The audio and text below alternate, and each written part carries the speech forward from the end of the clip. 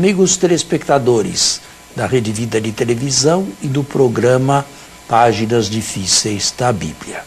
Espero que todos tenham tido uma santa e feliz Páscoa, como aconteceu comigo também, e estamos na 8ª de Páscoa e no tempo pascal. Uma palavrinha ao Padre Anselmo de agradecimento pela sua presença aqui mais uma vez, é meu novo companheiro nesta programação e ele também se dirige inicialmente ao nosso público. É com grande alegria no coração, amigos telespectadores da Rede Vida, muito feliz por estar aqui convosco, querido Padre Fernando.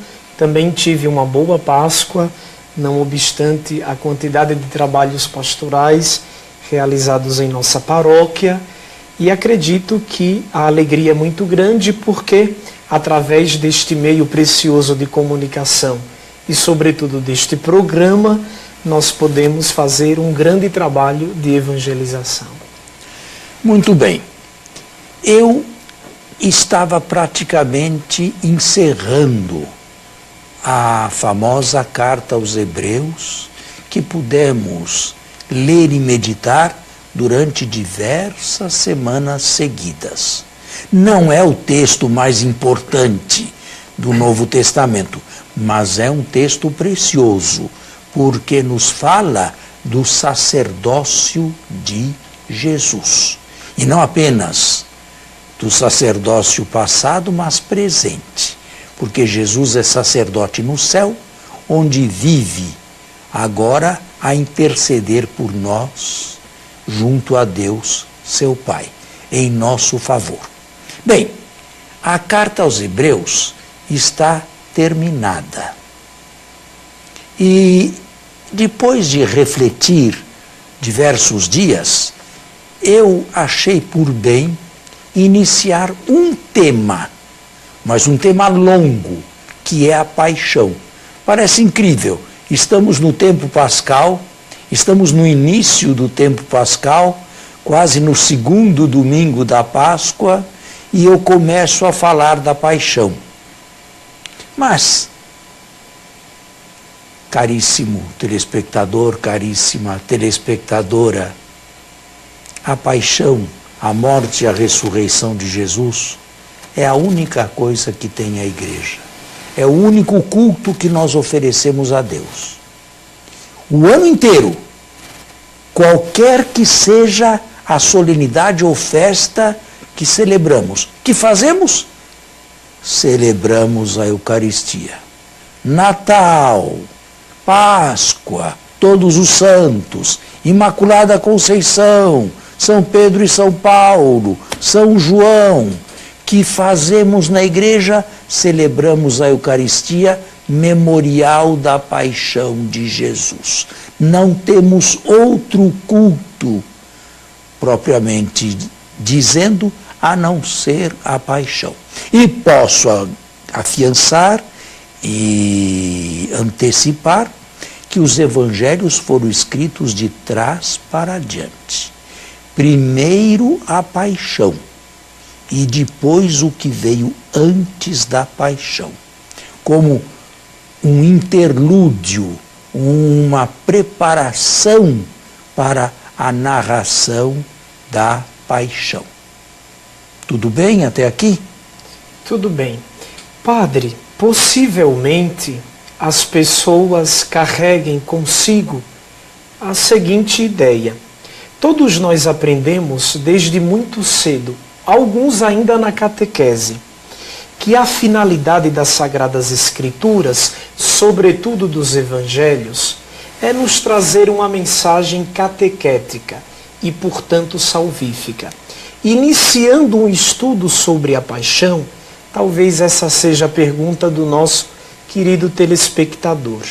Até que ponto nós podemos dizer que a narrativa sobre a paixão e os demais textos do Evangelho foram e são fiéis à história? É uma pergunta delicada, complicada e que não pode ser respondida com 6 palavras ou num programa do tamanho deste aqui. Em se tratando da paixão, que é o texto por onde vamos iniciar nossas reflexões, eu posso dizer que nunca os 4 evangelistas estiveram tão de acordo entre si como neste particular.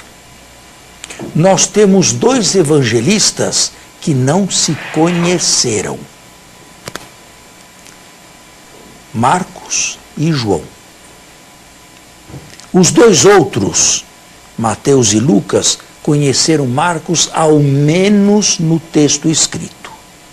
Pois bem, a concordância entre Marcos e João, em que pesem as grandes diferenças, Marcos com a balança pesando mais para a humanidade de Jesus, João com a balança pesando mais para a divindade, mesmo assim, as concordâncias são muito grandes. Múltipla atestação. E isto, para o exegeta, para o historiador, é uma fonte preciosa e podemos dizer que nada há de mais certo na vida de Jesus do que a sua paixão narrada nos evangelhos. Jamais a igreja iria inventar que o seu protagonista, o seu herói, foi alguém cruelmente sacrificado, cruelmente executado. Nós estamos tão acostumados a ver crucifixos que não nos damos mais conta do escândalo que aquilo produziu naquela primeira Sexta-feira Santa da história. E, no entanto, foram honestos. Descreveram o herói que se tornava sempre mais elevado até ser considerado divino como um pobre crucificado entre 2 ladrões. Isto não é absolutamente invenção da própria igreja. Agora, em se tratando de outros textos do Evangelho, precisamos ver as fontes, a múltipla atestação, se sim ou se não, e estudar cada texto em particular, lembrando-nos que eles não foram escritos 200 anos depois dos acontecimentos. Foram escritos Marcos 40, Mateus e Lucas uns 70 anos depois da paixão, mas ainda na 2ª geração cristã. Está respondida a pergunta? Sim. Bem, mais alguma coisa? Provavelmente o senhor iniciará a reflexão sobre a paixão partindo do Evangelho de Marcos. E por quê? Porque é o mais antigo. É o mais antigo, é o mais primitivo. 2 outros evangelistas copiaram Marcos em boa parte, Mateus e Lucas. Nos outros evangelistas, que seriam Mateus, Lucas e João, a meu ver, não sei se o mesmo procede na leitura do nosso querido telespectador, as ideias são muito claras. Lucas tenta apresentar Jesus como o justo, capaz de reparar as nossas faltas. Mateus nos convida a olhar um Jesus que do alto da cruz foi capaz de cumprir as promessas antigas do Israel passado.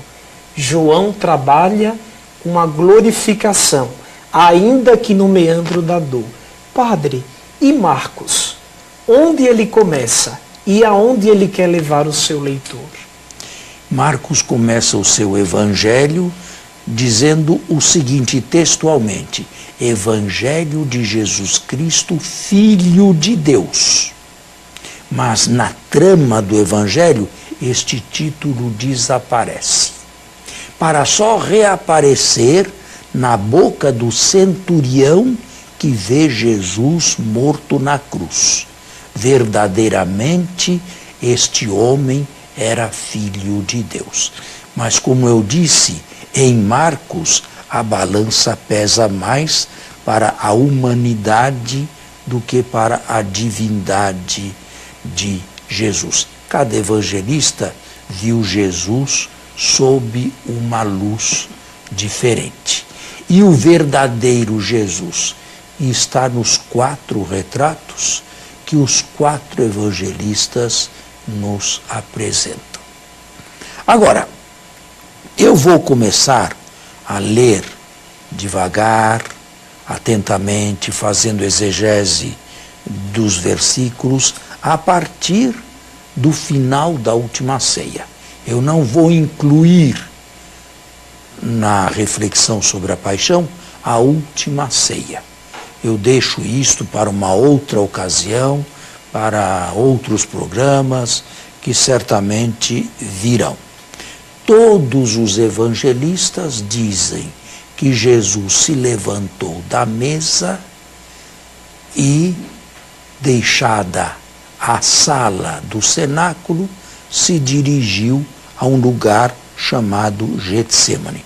Pode ler aí o versículo 32 do capítulo 14 de Marcos.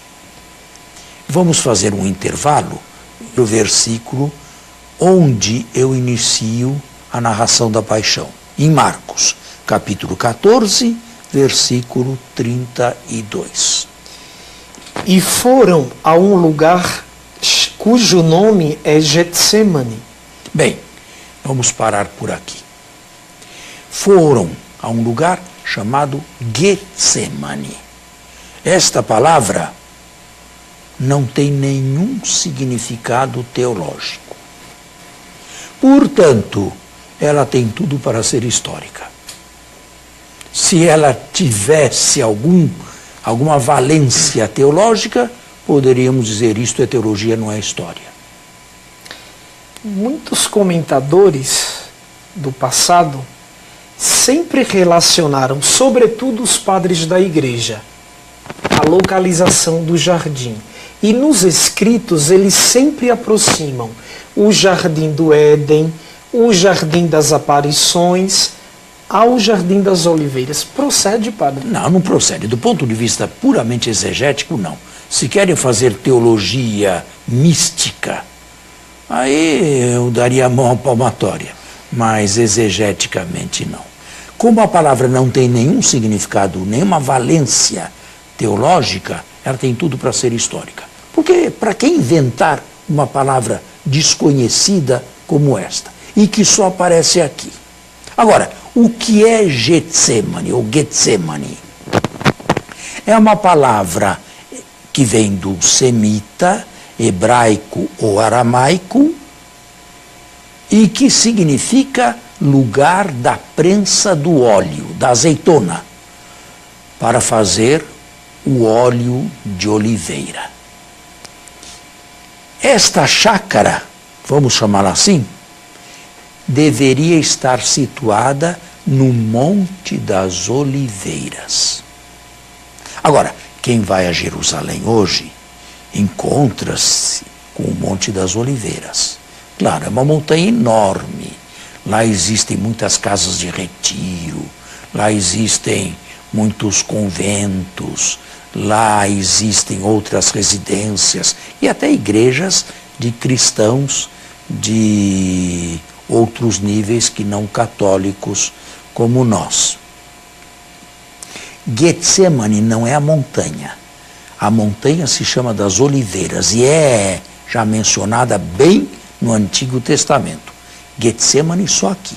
Deveria ser uma pequena chácara dentro de alguma localidade dessa montanha.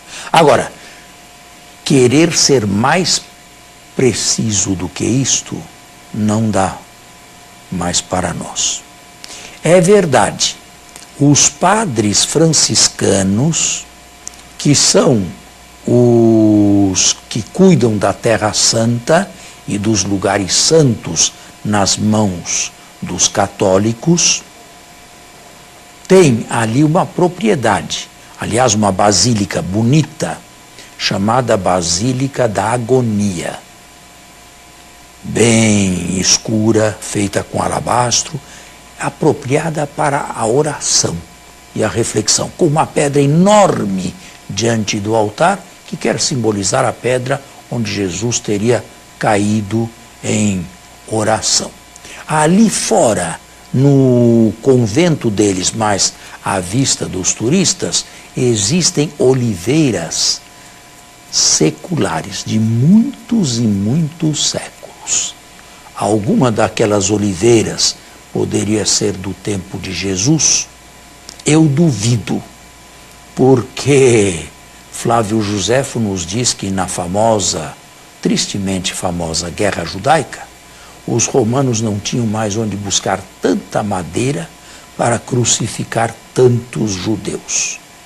Eu acredito que aquelas oliveiras sejam seculares, mas que tenham 2000 anos, embora sejam impressionantes para ver, sobretudo o redor, a circunferência, não acredito que sejam testemunhas do que aconteceu ali com Jesus. Continue. E ele disse a seus discípulos: permanecei aqui enquanto vou orar. Continue. E levando consigo Pedro, Tiago e João, começou a apavorar-se e a angustiar-se. Bem, aqui salta aos olhos a regra dos três, que nós vamos encontrar em outros textos dos Evangelhos da Paixão. 11, Judas já tinha saído. Agora 8, com 8 entrou lá e levou consigo 3. 11, 8, 3. E depois, sozinho, 11, 8, 3 e 1. Que significa isto? Isto aqui é uma teologia clara de Marcos. É a famosa regra dos três, para indicar de maneira plástica e de maneira bastante dramática a solidão em que entra Jesus. Jesus entra numa solidão inaudita. Não apenas numa solidão, ausência de amigos do lado, mas numa solidão que foi um verdadeiro abismo de dor. Permanecer aqui enquanto vou orar. Continue. E disse-lhes: minha alma está triste até a você acha morte. que... Você leu o 33? Sim. E levando consigo Pedro, Tiago e João, começou a apavorar-se e a angustiar-se. E disse-lhes: minha alma está triste até a morte. Bom, começou a apavorar-se e a angustiar-se. O verbo grego que está por detrás do texto, o verbo primitivo, que saiu da pena do evangelista, é o famoso verbo ektambeistai, e significa uma total confusão. Isto é, Jesus ficou inteiramente confuso. O que aqui vem traduzido por apavorar-se e a angustiar-se. São verbos mais tranquilos do que uma confusão mental absoluta. Foi nisto que entrou Jesus. Padre, essa confusão absoluta de Jesus que o Senhor nos descreve é porque certamente ele, como que numa fagulha de segundos, perdeu o senhorio de si mesmo, ou esta confusão interior deveu-se à fuga dos seus melhores amigos? A confusão se deveu a tudo. Se deveu à fuga, mais do que à fuga, eles não fugiram. Eles estavam incapazes de compreender a altura e a importância do momento que estavam vivendo. Em segundo lugar, Jesus teve pavor e medo da sorte que o esperava. Ele havia dito, mas quando chega perto, se treme, se chora, se apavora. E, mais, você já leu, minha alma está triste até a morte. O que significa isto? Isto pode significar algumas coisas. Primeiro, minha alma está numa tristeza mortal. Segundo, estou tão triste que prefiro morrer. Terceiro, não aguento mais esta confusão. Quarto, esta tristeza me está matando. Qual delas você prefere? Padre, um esquema simplesmente inconcebível de acordo com a dissertação do quarto evangelho. Apresentar um Jesus, primeiro, tão humano, segundo, tão humano e humano de tal modo a ponto de demonstrar toda a sua humanidade e fraqueza. Exatamente. Jesus tem as duas faces. E sempre foi difícil na cristologia balancear bem humanidade com divindade. E isso sempre foi uma grande tentação desde os tempos da criação do gnosticismo. Não é? Mas, infelizmente, é essa a nossa fé. Verdadeiro Deus e verdadeiro homem. Sendo que uma natureza não se mistura com a outra. Marcos aqui está claro na natureza humana de Jesus. Quem cai por terra em Marcos é Jesus. Em João, quem cai por terra são os que vieram prendê-lo. Bem, o nosso tempo está encerrado, nós temos que terminar por aqui. Alguma coisa foi vista, espero que este seja o estilo bem conhecido e apreciado do relato da paixão. Muito obrigado, tenham todos um bom domingo e até a próxima semana, se Deus quiser. Um grande abraço para você, caro amigo e irmão que nos acompanha através da Rede Vida. Deus os abençoe.